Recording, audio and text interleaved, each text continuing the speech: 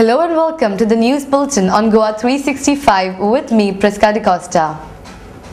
The president of the State Nationalist Congress Party, Dr. Wilfred D'Souza, yesterday put forward a demand to the NCP High Command to adopt their nominee, the Tourism Minister Mickey Pacheco, from the State Cabinet for his act of filing a disqualification petition against the PWD Minister Churchill Alamau and the Kurthuram MLA Alexio Reginaldo Lorenzo.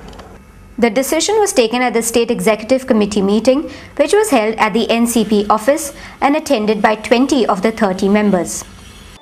And the final demand of the Executive Committee members was this, that the High Command should. The Tourism Minister Mickey Pacheco's crafty move of filing a disqualification petition against Churchill Alamau and Alex Reginaldo Lorenzo, members of the ruling alliance of which Mickey himself is a part, has raised the all-important question of whether the Chief Minister Digambar Kamath really holds the reign over his ministerial colleagues. More importantly, Mickey's petition against the PWD minister reeks of a conspiracy to overthrow the South Goa kingpin, Churchill Alamau, from his current political holdings. It may be recalled that Mr. Pacheco, in his disqualification petition, had said that the two MLAs from the Naveli and Kurtori constituency should not be allowed to continue as elected members of the State Legislative Assembly, as they had voluntarily given up their membership of the Save Goa Front and had acted against the directives issued by their own political party and joined another political party, namely the Indian National Congress, an act that he felt called for the members' disqualification. Our senior reporter spoke to the spokesperson of UT Goenka, Advocate Iris Rodrigues, to get a legal perspective and know the ramifications of the disqualification petition filed by the Tourism Minister.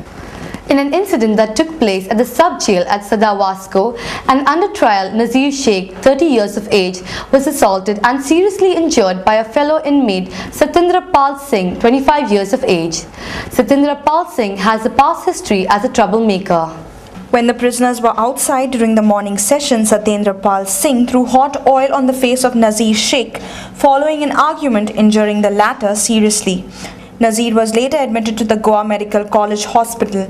दोन आरोपी एकट्याचे नाव आसा ते नजीर शेख आणि दुसऱ्याचे आसा ते सत्येंद्र पाल सिंग.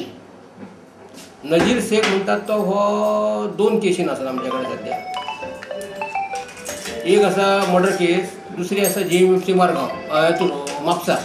ती JMFC म्हापसाची आयज केस जाली तेका आणि सगळं आम्ही स्कॉट बी करून धाडलेली तेका असं धाडटले म्हणून. पण सकाळी पयलीं हें जाल्ली म्हणटरी तेका आमी धाडूंक शकले ना. झगडी जाली तेका मारामारी जाली, तेच्या दोळ्यार कितें कोणी तरी मारले आनी तेका लागून पयलीं ह्या हॉस्पिटलान धाडलो चिकाली, थंयसान बांबोळी धाडलो. दोळ्याक कितें तरी मार लागला म्हणटा. ते हातीन जवळला की कशें जवळले? कितें तरी काडले आनी कोणी तरी मारले, तेल कितें तरी मारले खंय, तेल गरम केलें आनी.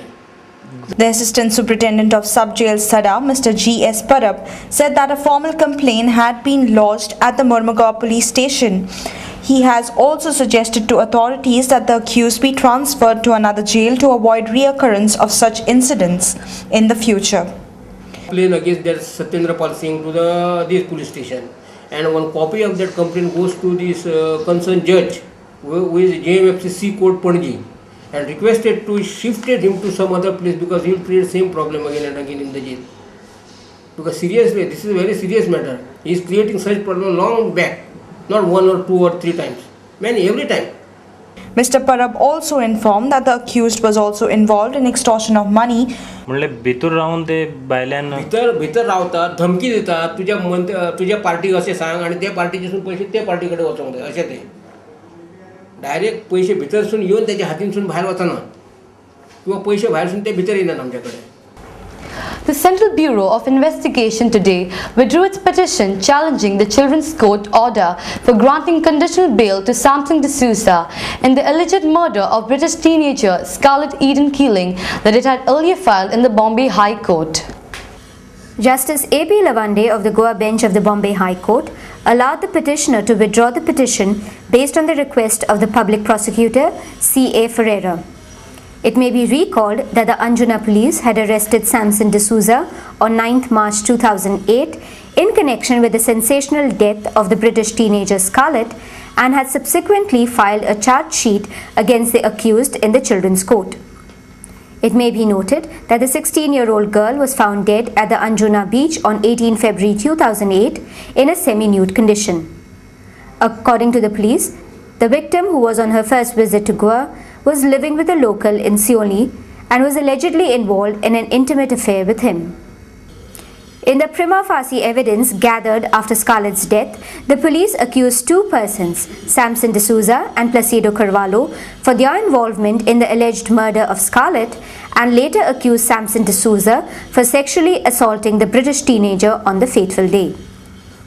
Misunderstandings between members of the Mormugao Planning and Development Authority and the chairperson Victoria Fernandez pertaining to delay in the clearance of files were sorted out at the monthly meeting called for by the chairperson yesterday. It may be noted that members of the MPDA had earlier complained regarding the non-clearance of several files of single and multi-dwelling constructions that were pending since the last few months, as no meeting had been convened in the absence of the chairperson, who cited medical reasons for her inability to attend the meetings.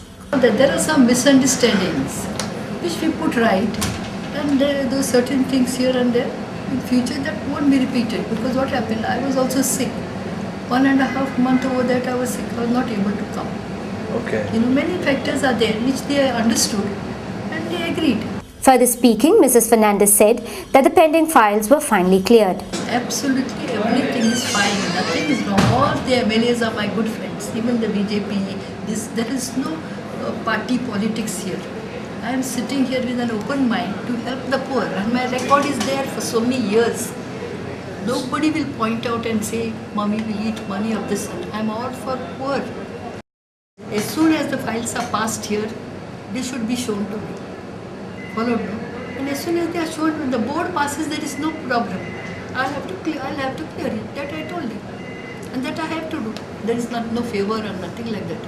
Once the board passes this in the meeting, then we clear. But sometimes maybe not able to come because the distance is there. I must come from Panjim here. And in between I was sick. Even now I have not recovered completely. But I came because I don't want to put people into inconvenience. R.K. Pandita, Member Secretary of the MPDA, told the media that the housing projects coming up within the jurisdiction of the MPDA would be permitted only if they complied with the stipulated terms and conditions. For issuing a development permission, there needs some amount of road, and it has to be a clear width to that road. Suppose 8-meter road has to be 8-meter road on the ground. So that is the instructions from the CTP now, Chief Town Planner. And that, as a member secretary here, I have to explain the authority members that this is a circular which we have to follow up. And this is followed. I told them that whenever in any proposal, any building comes, for construction of building, in that case we have to see whether the actual road is there on which we are giving the permission. So suppose this road is small and you are doing big building, there the problem comes in. So in order to do those activities, the circulars come in. Mr. Pandita also disclosed that the file pertaining to the proposed Ravindra Bhavan at Baina Beach was approved at the meeting held yesterday. That was forwarded to us by the Art and Culture Department. It was forwarded a few days back, but we have this time to the Decision Authority, and it is approved.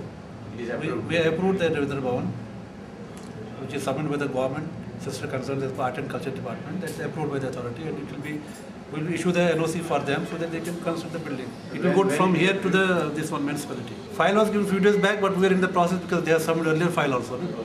So whatever suggestions or whatever observations were in the file, we have communicated to them, and they have complied all those observations. We're heading for a short break. Stay with us.